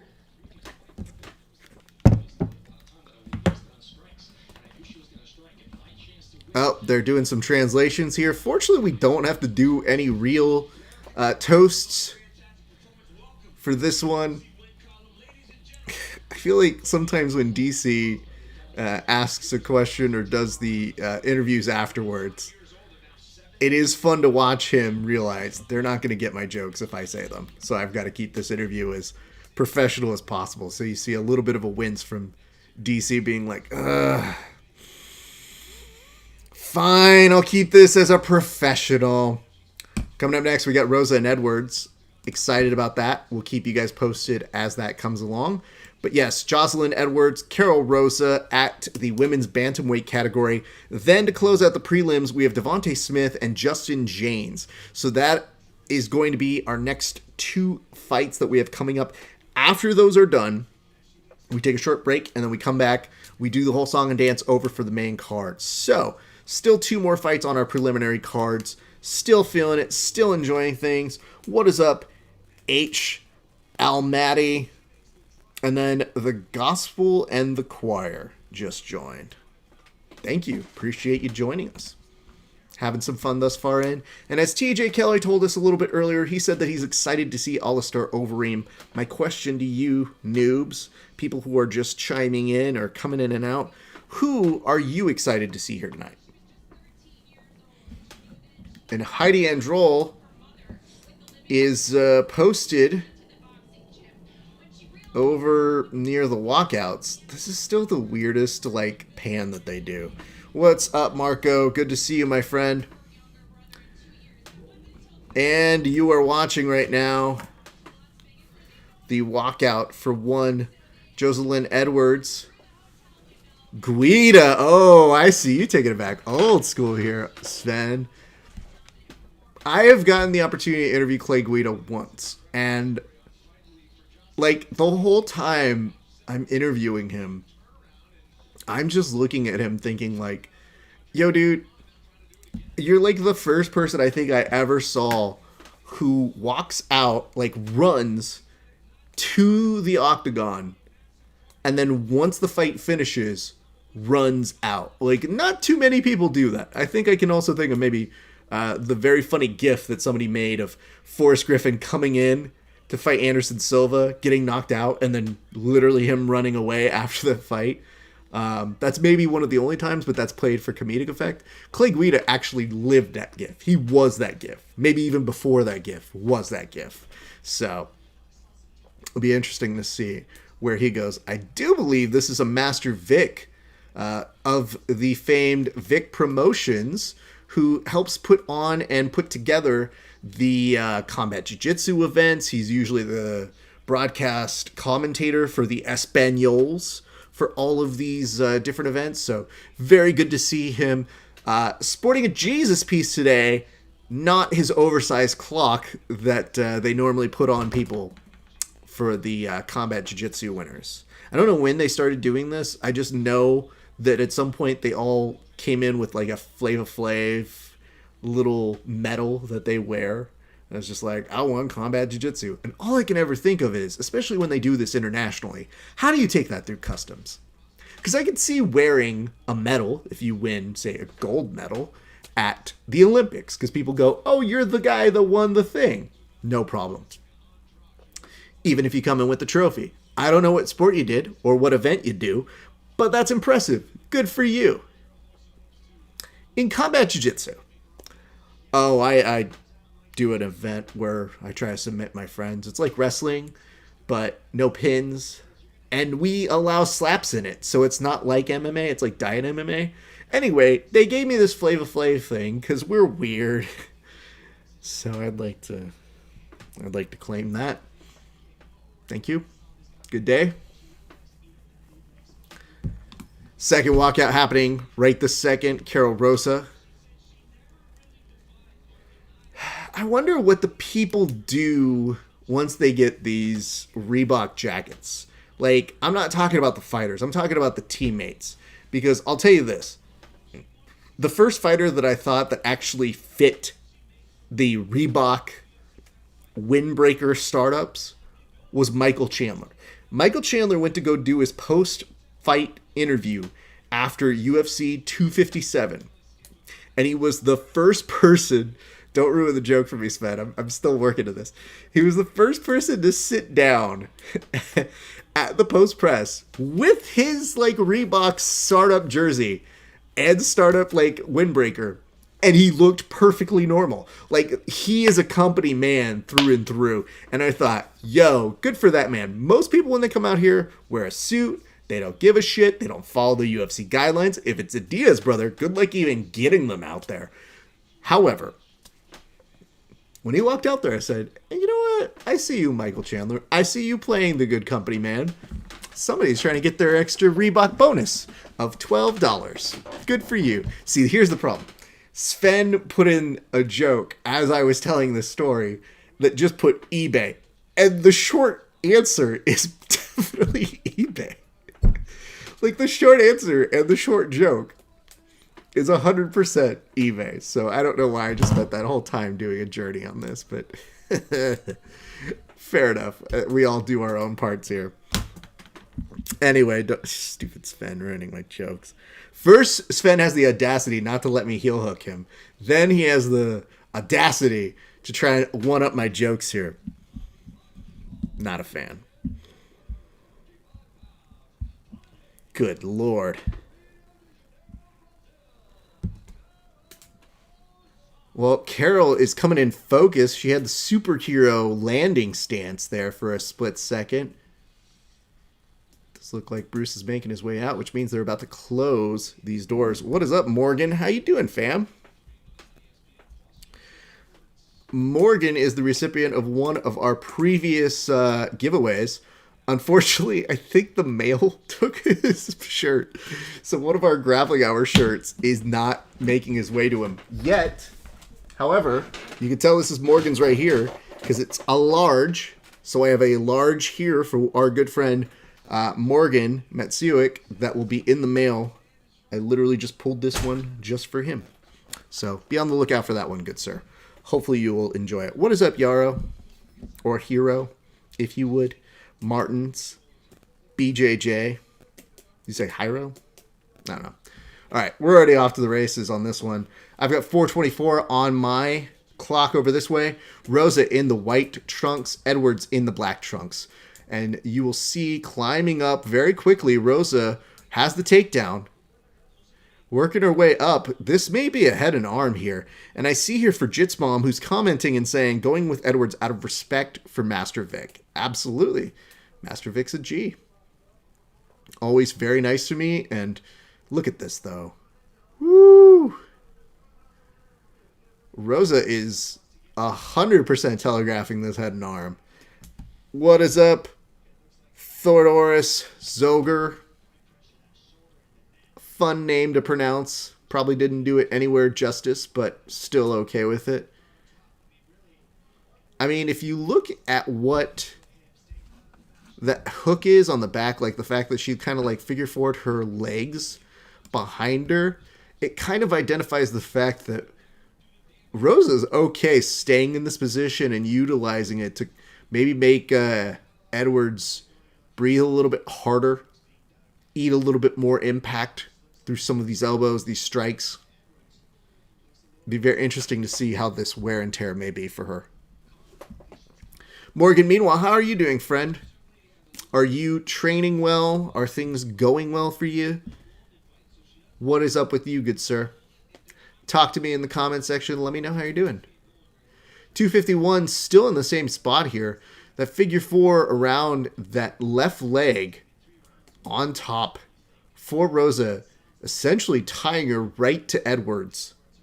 You are. Excellent. I love to hear that. Do we have any competitions coming up for you soon? All right, now you're seeing Rosa posture up a little bit more. That's giving Edwards some time to almost, just almost here, maybe regard. I see looking to compete at the end of the month in March. Very nice, very nice. Like hearing that, my friend. Hopefully you're not going to get some jacked up dude in a singlet that's going to try and rip your arm off, but, you know. Or maybe if that's what you want, hopefully that's what you get. I still think those are some of the funniest photos I remember from that finishers. That's so funny. Yes, Heart and Hustle at the end of February, followed by the PNW Invitational. That's, yep, those are great. I want the singlet match again. Yo, that dude was straight bananas, though. That was so funny to watch.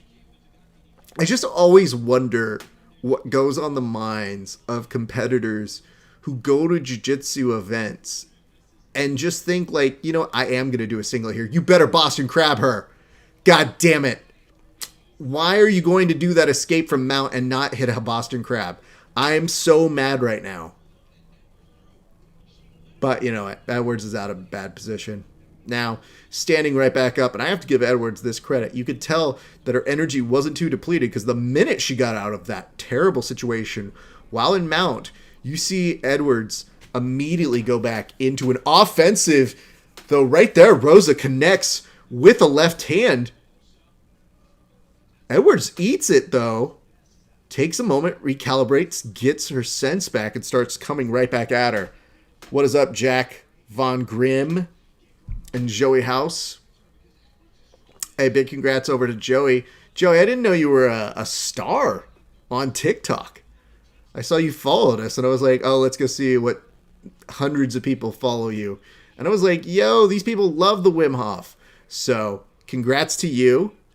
I don't know if a lot of people know that you're doing a lot of song and dance videos on there, but you know what? Good for you, man. I think people are done with the whip and the nay-nay, but, you know, whatever gets the people to Wim Hof, good for you.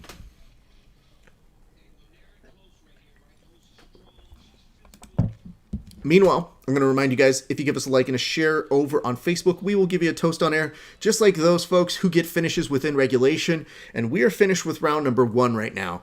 Take a short little break over on that side on the telecast. Meanwhile, on my side, they're now showing you Dunkin' Donuts is open till midnight with coffee. Members only free coffee. That's not bad. Although I wonder how long you have to wait in fucking line to get that. Nah, I don't want that. Screw that shit. Anyway. Morgan. Yeah, I just always wonder what happens with athletes when they go to these events and they see somebody in a singlet. Like, do you look at them and go like, I need to get to a butterfly sweep, like, immediately? Do you look at them and think like, why didn't you just show up in regular gear? Do you look at them like, can I tell you where to go? Like, I'll direct you to the wrestling tournament if that's what you're here for, because this is a very different thing. But I think that's what you have to do, Morgan. I think you have to show up and out-singlet the singlet guy. So the next time you're back on the East Coast, you need to take a singlet of your own and, like, chase that man down. And be like, yo, motherfucker, I see you. I'm not scared of you. That's what you need to do. He had said he had worn an even better singlet in his previous match. Oh, shit. Wait, I didn't know he had different singlets. Holy shit. You know what? That's a game changer. This dude's literally like an Oscar host, changing in between segments. I like this, though. It says, the camo made me feel anti-American. First of all, nobody should ever be so American that you feel anti-American, because that's un-American, I think. Second, it says, yes, my gangly ass in a singlet, still pulling guard. I actually think that's the best thing to do. Because if they see you gangly, they're going to be like, did this dude wrestle? He doesn't look like it. I don't know, man. I'm going to psych myself out. I bet you, I'm going to try and take him down. Did he just sit to guard? Damn it. It was a ruse this whole time. I think there's no losing in this. Meanwhile, it says, chopping trees. Yes, I know. Chopping trees indeed. It says, oh yeah, the other singlet is like the bikini shirt, but a singlet. Yeah, no, I know. Hey, listen, dude. I still joke with people that for years, I have to see if we have it. I think it's still around here somewhere. I think it's in one of these boxes that we've got. But like, we had a wrestling singlet sponsor for a few years. And the one that we did, I think I've shown this on air, and I think I showed it to you, but it still bears repeating. Like, it's the best looking singlet I've ever seen in my life. And normally, because we don't really do wrestling, ask Sven, like, there's no need for us to have it. But then I saw how ridiculous this thing was. And I just said, like, no, I have to have this. We must have this. Because if I don't have this, I feel like it's stupid. And holy shit, man. Rosa has been on a tear with these leg kicks. And meanwhile, Edwards, to her credit, has absorbed so many of the strikes straight to her face that the entire time she has that Terminator look, like she is defiant to still continuing to press forward and charge ahead. So kudos to her. Oh shit, I remember that. Yeah, no, dude, I'll pull it here in a second. But to me, I still feel like we had no business being in singlets, and yet we did some comedy pieces in them. And, you know, I cannot tell you how many people asked to get one of those. We got one for, like, Craig Jones. A couple of our buddies who live out in Orange County who own a gym, they were just like, yo, that's really dope. I need one of those. And they all had the same reaction to me, which was, that's so stupid. I must own it. So, you know, maybe in between rounds I'll go grab that real quick. But meanwhile, things are not going great for Edwards here. Edwards needs to put together a little bit more of a sweeping position to try and get out of here, because just trying to retain guard is not proving to be well for her all the way through. And if you remember before, Rosa kept looking like she was going to signpost for that head arm. It could have been for the control in that first round, but it did look like she was maybe telegraphing that she wanted to try and slip it underneath. And there is a lot of blood on that left shoulder, so yikes. But meanwhile, in the second round, either this is a way longer sort of play that she's doing here, or she is way more comfortable just utilizing that pressure and making life difficult. Ugh. Yeah, these punches straight to the face for Edwards do not look bueno. What is up, Tago Rizzi? Glad to see you. Thank you for joining us. Hope you're having a great day. Reminding you guys who are watching over on the Facebook, give us a like and a share. We will give you a toast on air. I still have to do one for friend of the show, one Adam Woods. I'll take care of that in just a few minutes. Do not be... Oh, I see over here. I got a note here. See, this is how you can tell that we are a plugged-in show. And it says, see, this one's better. This is from Morgan himself. I'm going to make sure I'm muted here so I don't take somebody else's sound. Yeah, I think that's, like, it's one thing to show up to one event with one singlet, but this motherfucker showed up with 2 different singlets. Yeah, that one's pretty good. Yeah, the bikini one. I see what you're saying now. Okay. Yeah, that's pretty dope, dude. I also wonder if some of the wrestlers do it so that they don't get caught with leg locks as badly, because sometimes other shorts or, like, gis or whatever, they'll get a little bit more, like, friction that they can slip out a little bit easier without it. What is up, Evo Mario, Jen Russ Jitsu? Thank you for joining us. My name is Rafa Sparza. You're watching our fight companion of a very yikes fight for one Edwards. Jocelyn Edwards is not doing great, and to her credit, though, it does look like she is busting open a little bit of blood up top on Carol Rosa, who by all accounts should be winning this. And as friend of our show, yeah, that leg kick was brutal. But again, even after taking that leg kick and that straight punch to the face, just watching, though, Edwards come back from it, I don't think you can count her out, but I think that strategically, Rosa has done an excellent job of just mitigating everything that Edwards is possible of doing. What up? What up to you, fam? That's what I'm going to say. What up? That's what I feel like doing sometimes. Just ridiculously saying nonsense to people. What up? Yo, I'm good. How you? Somebody literally say on the broadcast right now, Happy Halloween, because that's some dumbass shit to be saying right now.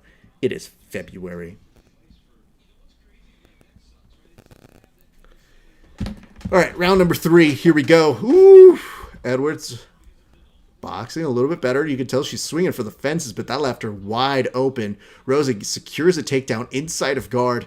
Edwards is still trying to elbow her here. I would assume trying to open her back up. Brings the leg over, trying to get a little bit of a rubber guard situation. But I do believe that Rosa is actually just fine being in this position unless Edwards can do something with the right leg. There is some support, as I say, that you do see Edwards start to raise her right leg to maybe get a little bit of movement on there. Instead, now using that classic control, just isolating her down and making sure she's not able to move. What is up, Luis M201? It sounds more like a room number that you get assigned when you show into a hotel for the first time. What room number are you in? Luis at 201. You can find me there. A little bit of a warning here. Ooh. Elbows. Ugh. Nah. I don't need these elbows on the top of my forehead. Thank you, though. Not a pleasant day to be getting that sort of a thing. So anyway, a friend of the show, Johnny, was in here earlier saying that these fights have bored him and his girlfriend to sleep. I kind of get that. I would say, though, as dominant as this fight is, it is still interesting to watch all the way through. like watching Rosa still figure out very solid strategies and then somehow continuously finding Edwards gaining some energy and looking like a horror film come to life to come and try and even the score out is a little interesting. Sven, though, accurately points out the main card is stacked, though. I agree with that. 100%. The main card will be a lot of fun to do. And I don't know if you guys know the significance of this, but they used to put these events, like there was normally a pay-per-view for a number of years that they put on the day before the Super Bowl. And it's mostly just so that if you do go to the Super Bowl, there's a cycle of, hey, listen, I saw this pay-per-view the night before. Anderson Silva was there. And it was actually kind of, it's not even counter-programming. It's more concurrent programming that you try to put on with it the night before. So there's a whole thing to it. Now the UFC is in such a good position that you do see, I don't know, Knucklemania going the night before an event like this. So I'm just saying, things are very interesting to see how the UFC progresses, but they wanted to have the day before the Super Bowl card to try and expose it to more and more people. So a little bit of background on maybe not the full significance of it, but at least a partiality version of it. What is up, CA Few BJJ? I don't want to say CAFU BJJ. That would be rude. Plus, I don't know if that's the actual intent of it. What is up, Carlos Espino 02 or Odos, if you want to say it like that. Minute 30 left to go. Rosa has put together a game that is frustrated and I don't want to say confused Edwards, but has made life very difficult for her to get out of. We're back into a very similar position here, except this time Rosa has the added benefit of a cage working for her as she's isolating the legs, moving ahead, and just continuing to put that pressure. She may just already know she has this in the bag and just wants to play this a little bit more safe and technical in terms of making sure that Edwards has no real reasonable way to creating strikes back in here. Again, figure fouring the legs. You can see that she has a favorite style of being in that half guard. She could easily be passed here, but she seems like she's kind of content knowing that Edwards has no surmountable offense in this particular position. 33 seconds left to go, and it does look like Rosa is very close to a full decision here in her favor. Again, still not even really caring for a mount. She is A-okay being in this side control. You do find that a lot with MMA, so it's not totally surprising. It is just curious in the sense of, oh shit, yeah, now she goes to mount with 5 seconds left to go. Yo, you could have done this 3 rounds ago. 2 rounds. There's only 3 rounds. If she would have done that before the round started, actually, there would have been a commission inquiry into it. Would have been really bad. All right, misspoke. You get what I'm saying. Anyway, people. All right, who do we have to cheers now? We have to cheers our good friend Adam Woods. This cheers goes on out to friend of the show. Yo, this is straight disrespectful. Wow. Listen, Woods, I'm going to hold on this. I have to address this question from a friend of the show, one Gio Martinez. So it says, WandaVision spinoff about Jimmy Woo, a.k.a. the guy played by Randall Park, being pitched to Marvel Studios. And I said, give us what we want. Gio said, why? Like, motherfucker, what do you mean, why? Woo is killing it on that show. Randall Park is a very gifted actor, and there's a reason why they brought him and Kat Dennings back into the fold after their very small parts in both Thor and, I believe it was Ant-Man. So putting them into this world isn't just, oh, hey, they don't do anything. They're advancing a very, very stellar plot, and I think fans are right to get behind them. They're fun to watch. All you have to do is just know a little bit about what Randall Park does, or a little bit about what Kat Dennings does, and you just think to yourself, yeah, that's a show I'd watch. Disney Plus, they know what the fuck they're doing. Anyway, Yeah, that's going to be a rough one for Master Vic and company. And all are going with the 30-27 option here. Not a surprise in that regard. Ooh. Anyway, sorry about the yawn. Here is what we're doing. We are keeping things going. We are stoked you guys are joining us. My name, as per usual, is Rafa Esparza, hosting a show. Excited you're here. Couldn't be more elated. We've got Smith versus James closing out the prelims. This is at a catch weight, which I'm glad that they make that that graphic. But yes, Devontae Johnson and Justin James. Justin James recently just lost his last two. One to Gabriel Benitez and one to Gavin Tucker. So that was within the past, 6 months? But right before that, pretty active. What is up, Marcel? Pretty active. He's fought, what is this? Ooh, he was right at WXC in May of 2020 as well. Good for him, man.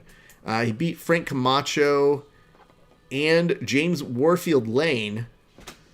So it'll be interesting to see how he comes in here. I would assume he might not be the favorite on this fight, if I'm being honest, though. I'm looking at a few of these names. So maybe I'll learn something new tonight, but it might seem that Devontae Smith is perhaps your more, I don't know. I mean, Devontae Smith hasn't fought since August of 2019, where he had a loss to friend of the show, Karma Worthy. But he does have wins in the UFC over Donghyun Ma and Julian Erosa, as well as Joseph Lowry on the Dana White Contender Series. Okay, I kind of see why they would put this one together. We'll see what happens. Give me your thoughts as to who you think is going to win in the comment section.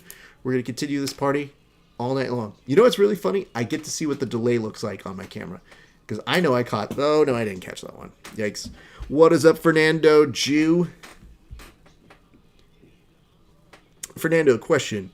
Did you mean to put Fernando Jiu-Jitsu, or are you good with just Fernando Jew? Do you not do the Jitsu part of Jiu-Jitsu?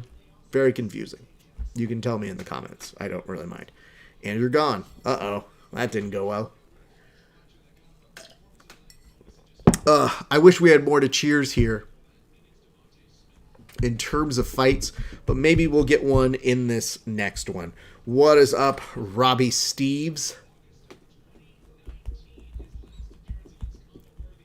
So they're going over the same information that we were just a few moments ago. His last fight, a loss over Karma Worthy. I am confused as to why these gentlemen are plugged in at exactly this spot on the show, but again, we will find out as we are all continuing to watch how the events transpire. My name is Rafa Esparza. I am your friendly host, neighborhood BJJ podcaster, all of those things. Shaman, occasional bookie, you name it. We got it all. But let us see how this one takes place. I mean, I remember his fight with Karma Worthy. Karma Worthy was taking that fight on a real last-minute notice. And, man, just a real hectic situation behind that whole event. The gentleman here is wearing a Boston Strong shirt. Didn't know that was the thing. What's up, Jiu-Jitsu Panda? Glad you're joining us. We're having a pretty good night here. Everybody's chill. Everybody's feeling pretty good. The prelims are, yeah, they're okay. Fernando Bravo 88 joins us. Huzzah. Oh, yikes. All right, here we go. Straight to the octagon. Bruce is there. He's about to do the introductions. I don't want to pose a impolite question here, but I am curious. How long can Bruce do this for? It seems like a job you could do forever, right? And I know that they plug in somebody else on occasion to do the introductions here and there. But by and large, you know, how long are you really going to do this for? What is up, Leonardo Tomaz 77? We got a Raphael here. We got a Leonardo here. We're just 2 individuals away from a real Ninja Turtles convention, but I appreciate you for showing up. Thank you. It says, as long as his voice holds up. I don't know, dude. We'll have to see. I don't know how long you can have these gigs for. Maybe Dana's just like going to be super loyal to him. And that at the age of 90, you just hear Bruce Buffer being like, and in this quarter, who? Son, come here. What's your name? Hollywood. Is that close? No, Burris. But thank you. Now, go back to the home. Here we go. 4:55 on my clock. Hopefully that's close to where you guys are right now. In the blue trunks, you have James. In the black trunks, you have Smith. And just looking at the pace on the feints here and the strikes, just in terms of the jabs, watch how James is keeping those jabs aplenty. I think he's just trying to figure out the reach. Meanwhile, you have James in the blue trunks, Smith in the black trunks. We'll see how this one pairs on out, guys. I hope that you guys are having a wonderful Saturday. Jiu-Jitsu Panda, what have you been up to? How's training going for you? You getting any in? You enjoying yourself? You taking care of yourself? All those good things. While we have a second before these gents make a connection, we'll see what happens next, though. I would assume we're about to see a little bit more of a striking exchange in about the next 20 seconds here. Because you do see, I mean, as tepid as it may look on the outside, you do get the sense that Smith really feels like, man, I haven't fought in almost a year and a half. I want to make this pace a little bit more unfriendly to him. Chores and errands. Ugh, know that feeling, man. So, if you are watching Janes, you can pay very close attention to his footwork here. I think he's very nicely making sure he's sidestepping. I think he's looking for his angle on the inside, maybe to make up for a little bit of that reach. Because you are seeing Smith stay very calm and composed in these steps that he makes. Good for him.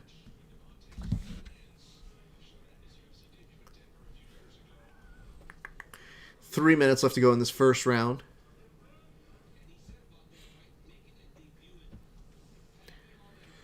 Decent kick. It is blocked over there by one Janes. You are starting to see Smith have a little bit more success, at least on drawing out Smith more. Ooh, a little trip up there. Interesting. Couldn't really tell if Janes got off a hit on him, though. So,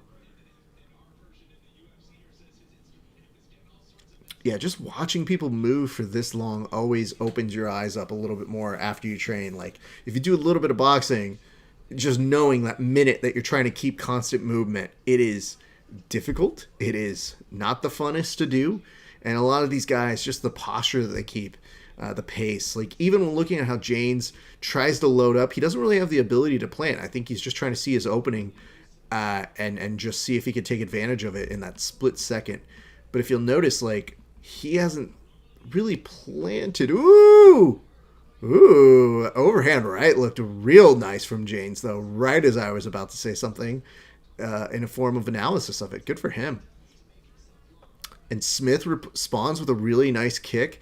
Again, when you say that you're looking at some of the tape study of this, you have to be looking at both of their losses if you're either of these gentlemen. And if you're Janes, you're probably very acutely attentive to how Smith got knocked out against Carmen Worthy, who has pretty significant power. That was one of the things that I was impressed with when he had his UFC win. And that was out here in Anaheim. We got the opportunity to interview with him. Interesting. Goes in for a shot, just kind of throws it out the window, sees if he could stand back up, and immediately come for something else. What's up, Dark Matter BJJ? And it says people at BKFC last night were booing after 30 seconds of footwork. I mean, well, that's the audience. There's a very different sense of what people are looking for, I think, at bare knuckle fighting. I don't know how educated those people are in more than one sense. Little Larry, it's good to see you, man. How have you been? I hope you're doing well, man. It has been a minute. 40 seconds left to go. Speaking of under a minute on this time card. Round one. Not bad. Couple moments for both of these gents. Ooh. Ooh. Yo. If you're ever... Oh, no. Yeah. Okay. If you are ever going to shoot in for a single on me, I wish I could punch you like that. In two different respects. One, I wish I could punch like that. Two, must be nice to be able to punch your way out of a single. Literally, when James got the leg, was trying to hoist it up a little bit, he ends up taking a pretty significant flurry of strikes that came from Smith. The only thing that saved him, though, was he backed out of it, takes one additional one on the chin, and just says, fuck this. He tries to respond with a very, very wild, kind of like loaded hook, I guess is what you'd call it. It's not even really that, if anything. But, I mean, at the very least, it was like, man, you want to say that it threw him off his game to get hit like that. I actually think that wild-ass hit he was trying to hit was very similar to some of the strikes he was throwing throughout the rest of that round. So I don't think it like knocked him into being a little off his game. I just think that was his game. So anyway, all right, we'll see how that one progresses. I don't know how you guys have that one scored. Feel free to tell me in the comment section who you think took round number uno. All right. Round number... Is this 2? James Smith. Ooh, a good knee by Smith. And James just eats it en route to trying to secure a takedown. He is close with a hook, but a beautiful reversal by Smith, who now ends up in side control near the cage. This is beautiful positioning for him. I mean, listen, dude, this is going to be really, really bad for James, who's underneath at this point. Okay, let's see how this one continues to progress here, fam.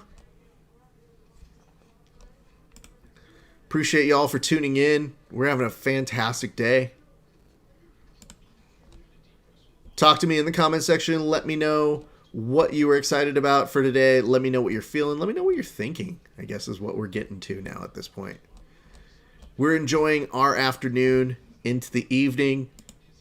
We still have 6 more fights that are going to be at the main card. We will do those at a different juncture, not this broadcast. We're going to do that new broadcast in probably about another, 20 minutes or so. Meanwhile, Smith is trying to make the most of this. You could tell up top he's trying to trap that right arm, but instead feeling pretty good about getting some of these elbows in right here.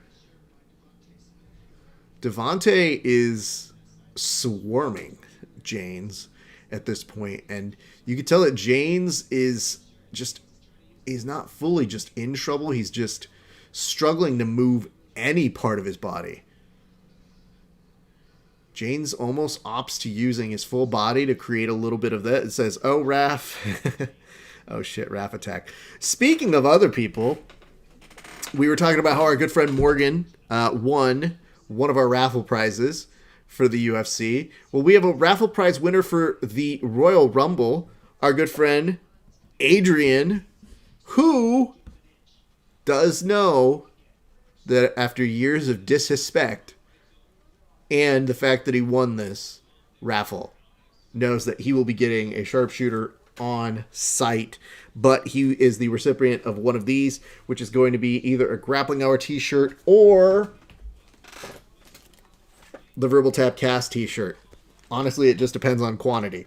So, what's up, Art Garcia? Good to see you, bro. Hope you're having a very, very good day. Ooh, Smith has the back. I'm curious if he can finish this. Because that would be good. I mean, dude, you finish it right here. I can do a cheers to you, and you're going to be in much better space for your own career, my friend. So I think if you can get this rear naked choke, that would be good. You are under the chin. You have to, no, go back. Wu-Tang behind. No. Don't go like that. You could do that short choke. That'll work. Absolutely, my friend. Let's get those hooks in. God damn it. And yet, the very determined Smith coming in, and he has time to fix his anklet? Holy shit. That eye, though. Hells yeah. Thanks, my guy. Absolutely, dude. Oh, that's the eye. I just saw it. You were ahead of me. God damn it. Oh, no. Yeah, that does look like they could stop that one. Eek. The doctor's walking in here being like, this is a formality, bro.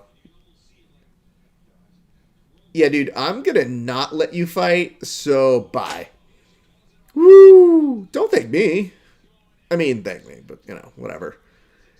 We're just giving out some prizes. We want to make things fun. Adrian won via our Royal Rumble raffle that we did. We was trying to do some fun things. We were actually going to do one for the Super Bowl. And it's very rare that people will tell you, they're like, you know what, I'm not going to watch the Super Bowl. That's the kind of folks that we have here. Sven, I'm glad that you just showed up for this because holy shit, that eye looks nasty. Oh my God. That eye looks like the entire family of Ratatouille lives in that thing. Holy fuck.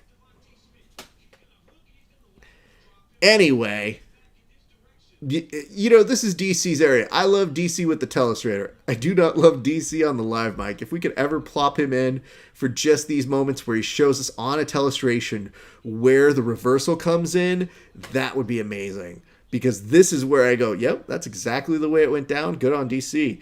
It says, good stoppage. I have to agree, man. Once I saw that doctor come in, he was even given the look over to James that's like, I'm here as a familiarity. Like, the whole formality of me walking in is just to make it seem like I might make a decision, when in actuality, you're just not going to fight anymore. There's no getting around it. You're done.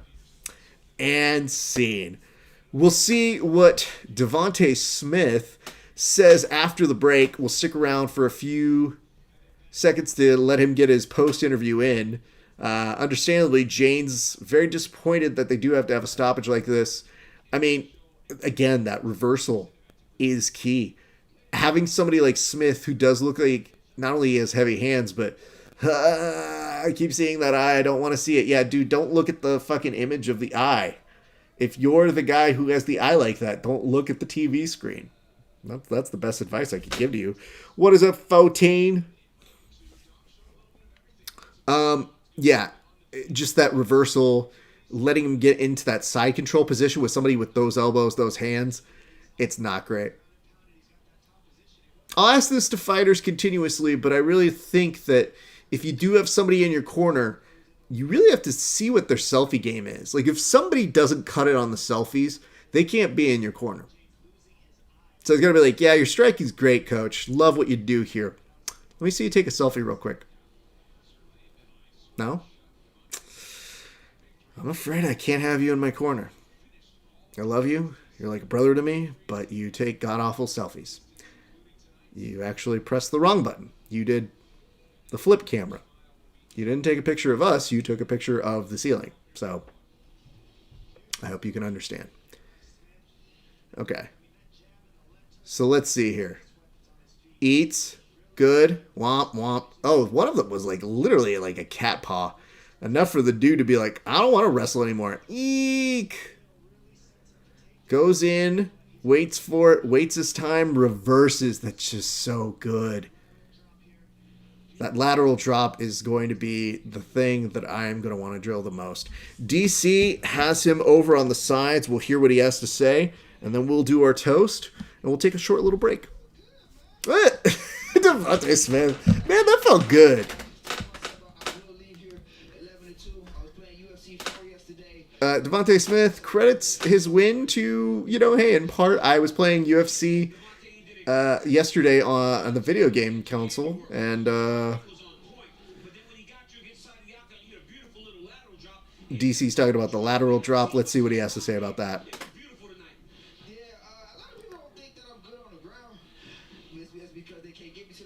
And he's saying a lot of people don't think that he is good on the ground. That's because they can't get him on the ground. And he says he was very happy that he got the opportunity to showcase his ground skills.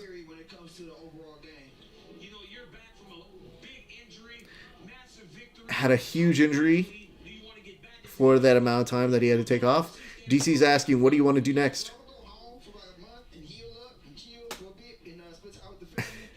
And Devontae Smith says he wants to go home and heal up. And he just says he just talks to the coach and managers and lets business be business.